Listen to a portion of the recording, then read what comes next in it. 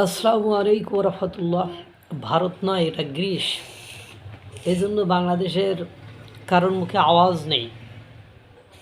যদি ভারত হতো সেটা অনিবন্ধিত, নিবন্ধিত, বেসরকারি, সরকারি, অনুমোদনবিহীন এসব কোনো কথা হইতো না। ভাঙছে মানে এখন মনে করেন আন্দোলন করতে হবে, করি একেবারে যা খুশি তাই বলতে হবে, ওর হাতে এর অমুকি রক্ত আছে, তমুকি রক্ত আছে। অথচ যারা প্রতিনিয়ত এখনও রক্ত ঝরিয়ে যাচ্ছে, রক্ত লাগিয়ে যাচ্ছে, তাদের নিয়ে কোনো আপত্তি নেই। এটাই বাংলাদেশের চিত্র এবং চরিত্র। মানে কেন কথা বলছি, এটা ভারত না, এটা গ্রিস। এর আগে আপনারা জানেন যে মার্কিন যুক্তরাষ্ট্রের ডোনাল্ড ট্রাম্পের প্রশাসনের একজন সিনেট সদস্য, সে প্রকাশ্যে কোরআন শরীফ পুড়িয়েছিল এবং অশ্রাব্য অকথ্য ভাষায় মুসলমানদেরকে গালি দিয়েছিল। তা নিয়ে বাংলাদেশের একটিও মানে আলেম ওলামা কথা বলি নাই। তখন ডক্টর ইউনূস ক্ষমতায় ছিল। কথা বললে তো ওই পাকিস্তানের তেহরিক লাব্বাই পাকিস্তানের যেমন কচু কাটা কেটে দিয়েছিল, যেমন পাকিস্তানের তেহরিক লাব্বাই পাকিস্তান এদেরকে 400 জনরে একেবারে সরাসরি গুলি করে মেরে একেবারে মাটি চাপা দিয়ে দিয়েছিল বা গায়েব করে দিয়েছিল, সেরকম হয়ে যাবে। এই জন্য বলে না। যাই হোক, তারপরেও দেখেন যে সংবাদটি আজকে বলছে, বাংলাদেশি ইমামকে গ্রিস ছাড়ার নির্দেশ দিয়েছে। 60 মসজিদ বন্ধ করে দিয়েছে গ্রিস আর কি। গ্রিসের থাকা মসজিদগুলো ইউরোপীয় দক্ষিণ পূর্ব অঞ্চলীয় রাষ্ট্র গ্রিসে থাকা সকল অনিবন্ধিত ও অনুমোদনবিহীন মসজিদ বন্ধের ঘোষণা দিয়েছে দেশটির সরকার।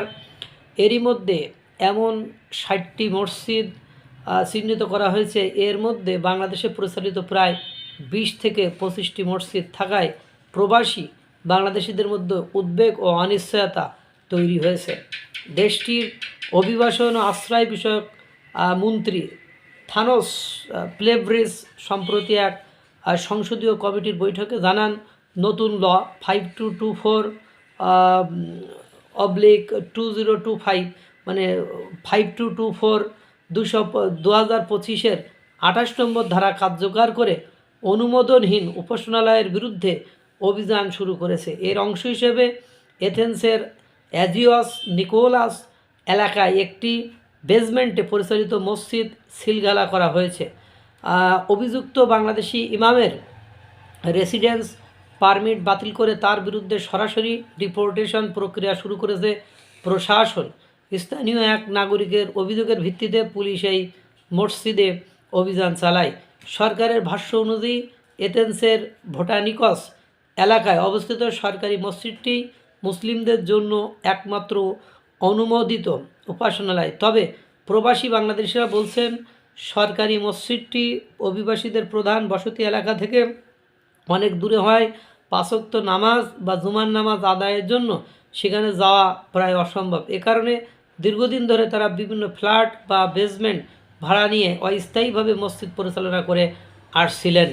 বাংলাদেশের কমিউনিটি ইন গ্রিসের সাধারণ সম্পাদক এইচ.এম. জাহিদ ইসলাম জানান, উদ্ভূত পরিস্থিতি নিয়ে ইমাম ও খতিবদের সঙ্গে জরুরি বৈঠক করা হয়েছে। তিনি বলেন, রমজানে ইবাদত নির্বিঘ্ন রাখা এবং দীর্ঘমেয়াদী আইনি সমাধানে পৌঁছানোই তাদের লক্ষ্য। এ বিষয়ে অন্যান্য মুসলিম দেশের প্রতিনিধিদের সঙ্গে নিয়ে সরকারের সংশ্লিষ্ট মন্ত্রণালয়ের সঙ্গে আলোচনায় বসার পরিকল্পনা রয়েছে। সাধারণ প্রবাসীদের আশঙ্কা, রমজানে মসজিদগুলো বন্ধ হয়ে গেলে তারাবি ও ঈদের নামাজ আদায় করা কঠিন হয়ে পড়বে। তারা আশা করেছেন, মানবিক বিবেচনায় অন্তত রমজান মাসের জন্য সরকার সাময়িক শিথিলতা দেবে। এদিকে গ্রিসে নিযুক্ত বাংলাদেশের রাষ্ট্রদূত নাহিদা রহমান সুমনা জানিয়েছেন, বিষয়টি নিয়ে তিনি সংশ্লিষ্ট দপ্তরের সঙ্গে যোগাযোগ করবেন এবং প্রবাসীদের স্বার্থ রক্ষায় প্রয়োজনীয় কূটনৈতিক পদক্ষেপ নেবেন। জানা গেছে, এথেন্সের অ্যাজিওস নিকোলাস এলাকায় ভাড়া নেওয়া একটি বেসমেন্টে ওই বাংলাদেশি নাগরিক নিজে ইমামতি করে সেটিকে মসজিদ হিসেবে পরিচালনা করতেন। সেখানে আশেপাশে মুসলিম অভিবাসীরা নিয়মিত নামাজ আদায় করতেন এবং জুমার দিন উপস্থিতি বেশি হতো। স্থানীয় এক বাসিন্দার অভিযোগের পর পুলিশ অভিযান চালিয়ে স্থানটিকে অনুমোদনবিহীন উপাসনালয় হিসাবে সিলগালা করে। পরবর্তীতে আদালত অনুমতি ছাড়া নামাজ পরিচালনার অভিযোগে তাকে দোষী সাব্যস্ত করা হয়েছে। এই হলো বাস্তবতা। এটাই মানে দেখেন, আমরা কিছুদিন আগেও দেখেছিলাম যে মালয়েশিয়ায় একটি অনুমোদনবিহীন অনিবন্ধিত মসজিদ 3 তলা, সেটাকে ভেঙে মাটির সাথে গুঁড়িয়ে দিয়েছিল। এরকম অনিবন্ধিত রেজিস্ট্রেশনবিহীন মসজিদগুলো উন্নত দেশগুলোতে আপনারা জানেন ফরম্যাট মেনেই চলে। সুতরাং বড়সড় একটা অঘটন ঘটলো। দেখতেন এই ধরনের কর্মকাণ্ড ভারতে হইলে এতদিন মিডিয়া পড়ায় গরম হয়ে যেত, কিন্তু হয়েছে তো গ্রিসে, এই জন্য এটা নিয়ে আর আওয়াজ উঠছে না। আল্লাহ তাআলা সকলকে ভালো রাখুক, সুস্থ রাখুক। আসসালামু আলাইকুম ওয়া রাহমাতুল্লাহ।